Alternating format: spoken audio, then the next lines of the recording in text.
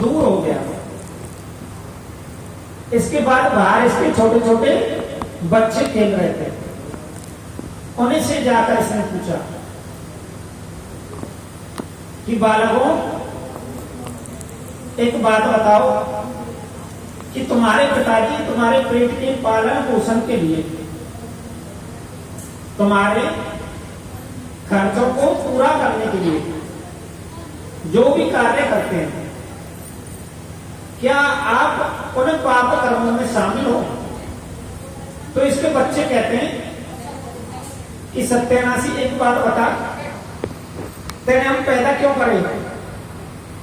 जब तेने पैदा करे हैं तो खर्चा तो हमारा चलाना ही पड़ेगा, कैसे भी करके। अब जो बच्चों में इसकी प्रीति थी, वह भी अपने बालकों की वाणी सुनकर दूर हो गई और यह आंखों में आंसू भरकर, आंसू लेकर रोता हुआ कहां जा पहुंचा? जिस स्थान पर नारद जी को बांध कर आया था। इसने नारद जी को खोला और खोलकर नारद जी के दोनों चरणों में लंबा ले लिया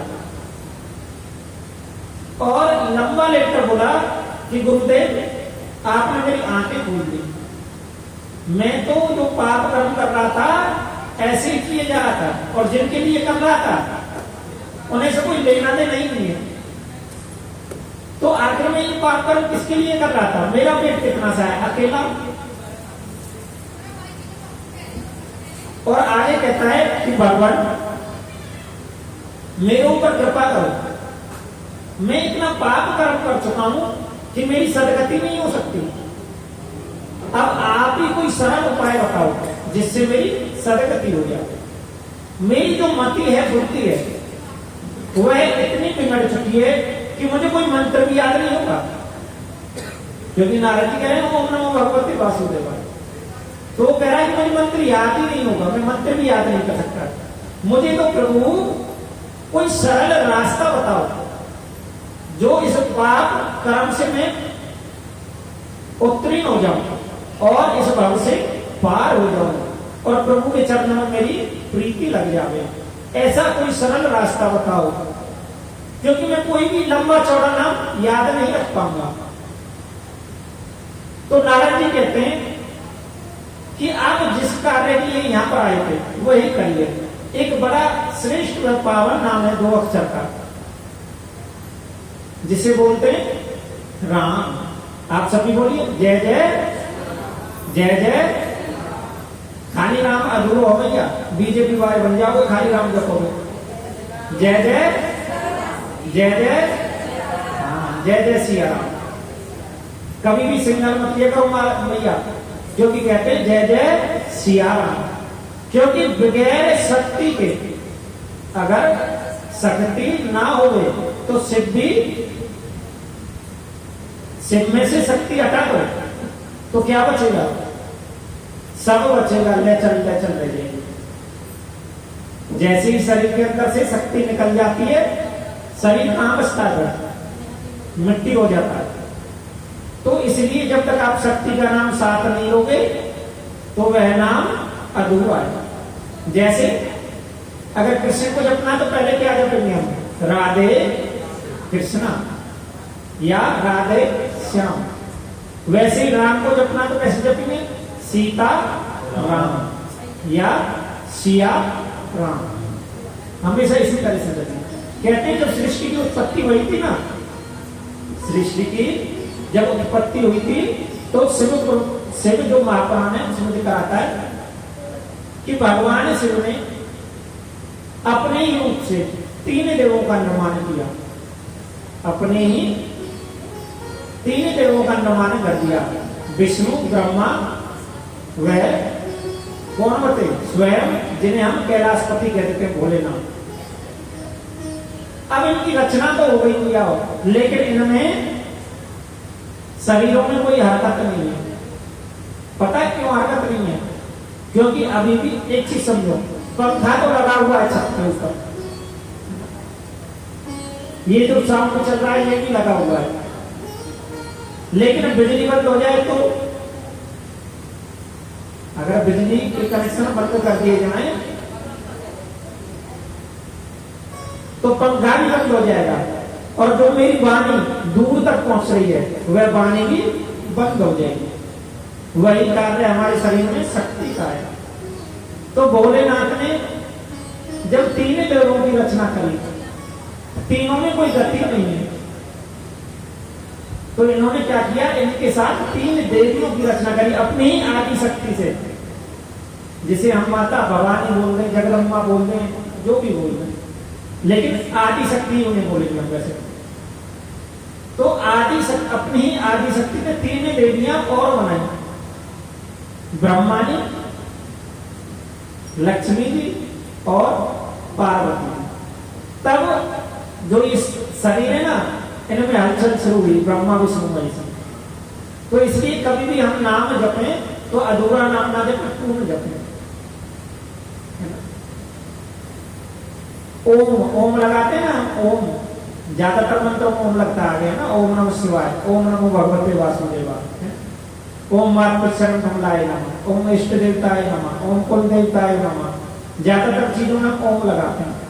जो भैया ये ओम है ना, ओम, क्योंकि कथा सुनाने के लिए समय कम होता है तो बहुत सारी चीजें रह जाती हैं। भागवत जी में आता है, पढ़ा था ना 12 अवतार में, जब भगवान का सुगर अवतार हुआ, जब नाथ पृथ्वी को रसातल में ले गया, उस समय जब भगवान का जो मत्स्य अवतार हुआ ना, उसमें जो पहला शब्द है जिससे हम एक दूसरे के भावों को पहचान पा रहे हैं, जो वाणी बोल रहे हैं, जो सृष्टि का पहला शब्द है वह ओम है। कौन सा है? ओम। और भैया अगर 10 से 15 मिनट प्रातः बैठकर ओम का जाप किया जाए, जिस भी मुद्रा में हम सहज बैठ सकते हैं, तो निश्चित डॉक्टरों के पास जाने वाले बहुत सारे पैसे हमारे बच जाएंगे। ओम का जाप करने से सबसे पहली आजकल की बीमारी कौन सी है? बीपी हाई और लो। जब अपने ऊपर आवे तो लो, और कहीं सुनाने की बारी आवे तो हाई। ऐसे ही तो करते हैं। जब सास की सुनाने की बारी आई, बहू है तो हाई है जाए, और अगर बहू थोड़ी सी कर लो है तो भैया या हाई और लो बीपी को सबसे अच्छा इलाज है ओम को जाओ। और जो तुलसी दल को भोग लगाओ ना ठाकुर जी है, 2 पत्ता तुलसी दल में सुबह सुबह, सबसे अच्छा इलाज है। और जो ओम का जाप करेगा, आजकल एक बीमारी और बड़ी चली है, हर तीसरे चौथे घर में आपने अक्सर देखी होगी कि हमारे हाथ और पैर चले जाते हैं। तो ओम का जो जाप करेगा उसके हाथ और पैर वृद्धावस्था में भी नहीं जाने वाले। ये ओम के जाप के प्रत्यक्ष लाभ हैं, जो भागवत में वर्णन है जिन चीजों का। तो इसलिए हमें ओम का जाप अवश्य करना चाहिए, चाहे करें 10 मिनट 5 मिनट, जितना बन जाए उतना करें। और लेट कर करोगे तो भी फल बराबर मिलेगा, बैठ कर करोगे तो भी बराबर मिलेगा। क्योंकि जब आप ओम बोलोगे ना तो एक तरंग पैदा करता है हमारे शरीर के अंदर। तो कहते हैं ना डॉक्टर के पास जब आजकल जाते हैं ना, अक्सर डॉक्टर कहते हैं कि आपकी नस ब्लॉक होगी। ऐसे ही तो कहते हैं डॉक्टर कि आपकी नसें ब्लॉक होगी। तो नसें खुली रखने के लिए सबसे अच्छा तरीका ओम। ओम नमो भगवते वासुदेवाय। बोले क्या श्री कन्हैया लाल की, राघवेंद्र सरकार की जय। कहां पर थे महाराज? कथा में कहां पर? बोले क्या श्री कन्हैया लाल की, बोले राघवेंद्र सरकार की। मैं तो भैया को ध्यान देख रहा हूँ, मुझे तो याद है कथा में कहां पर, कहां पर थे भैया कथा में? कहां पर थे? नारद जी डोर है, नारद जी डोर है, वाल्मीकि जी डोर है,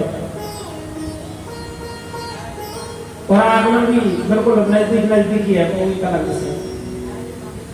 बोले गए कन्हैया लाल की, बोले राघवेंद्र सरकार। वो कहते थे भैया गुरु मेहरबान तो बताते हैं हमारे जीवन में, हमारे 9 ग्रह होते हैं, 9 ग्रह हमारी जन्म कुंडली में है ना।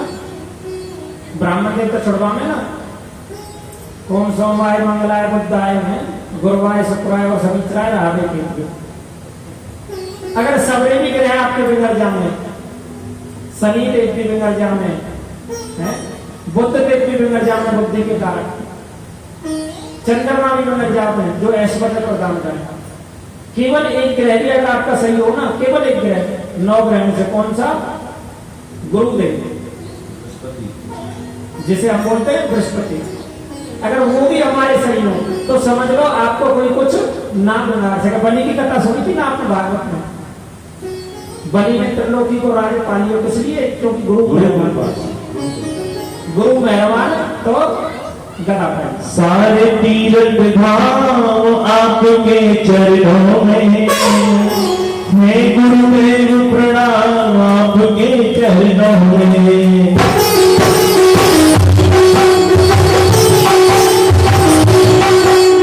सारे तीरथ धाम आपके चरणों में, मैं गुरुदेव प्रणाम आपके चरणों में, मैं गुरुदेव प्रणाम आपके चरणों में।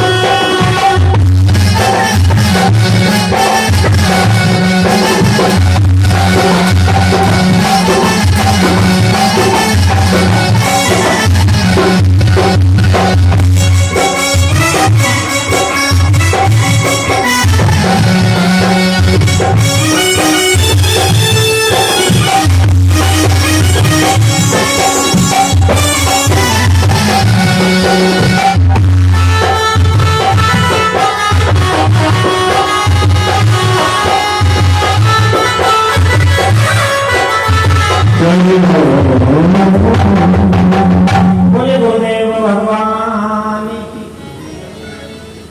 अब नारद जी से बार बार वाल्मीकि जी ने विनती की तो नारद जी ने राम नाम 2 अक्षर का ये प्यारा मंत्र दे दिया वाल्मीकि जी को। और इसलिए कह देते हैं उल्टा नाम जब वाल्मीकि भये ब्रह्म समान। राम नाम को जप कर वाल्मीकि जी ब्रह्म के समान हो गए। और इस राम नाम को जपते हुए वाल्मीकि जी ने प्रभु रामचंद्र जी के आने से हजारों वर्ष पहले राम कथा लिख डाली। और राम कथा लिखकर इसे लेकर जा पहुंचे कहां? भोलेनाथ के पास, कैलाश पर्वत। अब कैलाश पर्वत जा रहे हैं अपनी राम कथा लेकर कैलाश प्रभु भोलेनाथ को अर्पित करने के लिए। लेकिन जब वाल्मीकि जी का शिलाओं के ऊपर ध्यान गया, जो कैलाश पर्वत पर शिलाएं हैं, पत्थर हैं, उनके ऊपर जो ध्यान गया तो उस पर वाल्मीकि जी से भी सुंदर रामायण पहले ही किसी ने लिख डाली, पहले ही लिख डाली। अब भैया वाल्मीकि जी की आंखों में आंसू आ गए। अब भैया बताओ वाल्मीकि जी की आंखों में आंसू क्यों आए? बता सकते हो किस लिए आई? बहू घर में कार्य करे कि मेरी सास मेरे यह कार्य की बड़ी तारीफ करेगी, लेकिन दूसरी बहू उससे भी अच्छा कार्य कर दे, तो फिर छोटी बहू की क्या हालत होगी या बड़ी बहू की क्या हालत होगी? वो कहेगी अब मेरे काम की तारीफ नहीं होगी, मुझसे अच्छा काम तो किसी ने पहले ही कर रखा है ना। तो ऐसे ही जब इन्होंने देखा कि मुझसे भी सुंदर रामायण पहले ही राम कथा रामचरित्र कोई और लिख चुका है, तो यह रोने लगे। उसी समय जानते हैं कौन आए? हमारे रामदूत। कौन है राम जी के दूत?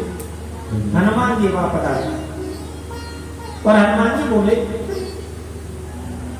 कि संत जी महाराज आप क्यों रोते हैं, रोने का कारण बताओ। तो ये कहते हैं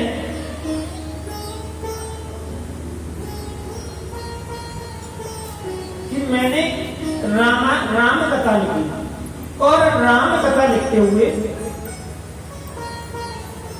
मेरे मन में यह भाव था कि राम कथा लिखने का पहला जो अधिकारी है, पहला जो नाम होगा मेरा होगा। जैसे कहते हैं ना कि फलाना कार्य करो, स्वर्ण अक्षर में सबसे पहला नाम मेरो लिखो जाएगा। जैसे कोई बालक रेस लगाता हो तो वह किसके लिए लगाता है? गोल्ड मेडल, स्वर्ण पदक जीतने के लिए, कि स्वर्ण पदक मुझे मिल जाएगा अगर मेरा प्रथम स्थान आएगा। तो राम कथा के प्रथम भागी में नाम लिखवाने के लिए, प्रथम भागी बनने के लिए। लेकिन हुआ क्या? वाल्मीकि जी को तो पहले से ही रामायण शिलाओं के ऊपर लिखी हुई थी, इसलिए रो रहे हैं। हनुमान जी ने पूछा तो हनुमान जी को बता रहे हैं। हनुमान जी बोले महाराज यह जो कुछ लिखा दिखाई दे रहा, मैंने तो ऐसे खेल खेल में बस मैं इसे खुरचता रहता हूं पत्थरों को। जो हनुमान जी है वह खेल खेल में ऐसे उन पत्थरों को खुरचते रहते थे। लेकिन माताओं, हनुमान जी का तो खेल भी राम नाम ही है, क्योंकि बगैर वो जो भी कार्य करते हैं हर कार्य में उनका जो कर्म है वह राम से ही जुड़ा हुआ है। और इसीलिए माताओं कहते हैं कि हमारा हर काम राम से ही जुड़ा होना चाहिए। हमें सूर्य झाड़ लगाने तो भी राम होना चाहिए। और जो भी हम जीवन में कार्य करें वह सारे कार्य हमारे राम से ही जुड़े हुए होंगे। अब मैयाओं, हनुमान जी ने कहा कि आप चिंता ना करें, अभी भी राम कथा लिखने का प्रथम श्रेय आपको ही मिलेगा। और हनुमान जी ने जो सिलाई थी, जितनी शिलाओं को खुर्चा हुआ था राम कथा उन पर लिखी हुई थी,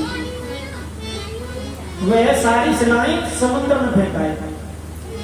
सारी की सारी शिलाएं अपनी समुद्र में फेंकाए। और वाल्मीकि जी से कहा कि आप अपनी राम कथा भोलेनाथ को समर्पित कर दीजिए, पहला श्रेय अभी भी आपको मिलेगा। तो जब भी भैया हम राम कथा के बारे में कहते हैं कि राम कथा किसने लिखी, तो सबसे प्रथम श्रेय वाल्मीकि जी को मिलता है। और आप जानते हो रामायण भी एक कवि ने नहीं लिखी है, कम से कम 2500 रामायण अलग अलग कवियों की लिखी है। लेकिन मुख्यतः जो प्रमाणित है, जिनकी हर चीज मिलती है, वह कौन कौन सी है? वाल्मीकि जी रामायण और तुलसीदास रामायण। क्योंकि इन पर बड़े बड़े रिसर्च भी हुए हैं। जैसे राम सेतु का एक समय आया तो सब प्रश्न उठने लगे थे कि राम सेतु नाम की कोई चीज नहीं है, लेकिन जब रिसर्च हुए तो पता चला कि राम सेतु है। और जो सारी घटनाओं के बारे में रामायण में जिक्र किया गया है कि प्रभु रामचंद्र जी का जन्म कब हुआ, ये सारी जो तिथियां हैं वह सभी जो मिलती हैं वो या तो तुलसीदास रामायण की मिलती है या वाल्मीकि जी रामायण की मिलती है। बोले सियावर रामचंद्र की, बोले बालाजी महाराज की जय। अब भैया वाल्मीकि जी ने यहाँ पर कहा कि हे हनुमान जी, मैं आपको वचन देता हूँ, प्रथम श्रेय बेशक मुझे राम कथा लिखने का मिले, लेकिन कलयुग में जो प्रधान राम गुण गाया जाएगा वो आपके द्वारा लिखा हुआ ही गाया जाएगा। कहते हैं कलयुग में तुलसी बाबा का जन्म हुआ। तुलसी, आपने नाम सुना होगा तुलसी जी का सभी। किस किसने सुना नहीं क्या होगा? तुलसी बाबा का नाम किस किसने सुना नहीं क्या होगा? हाँ तो बताइए।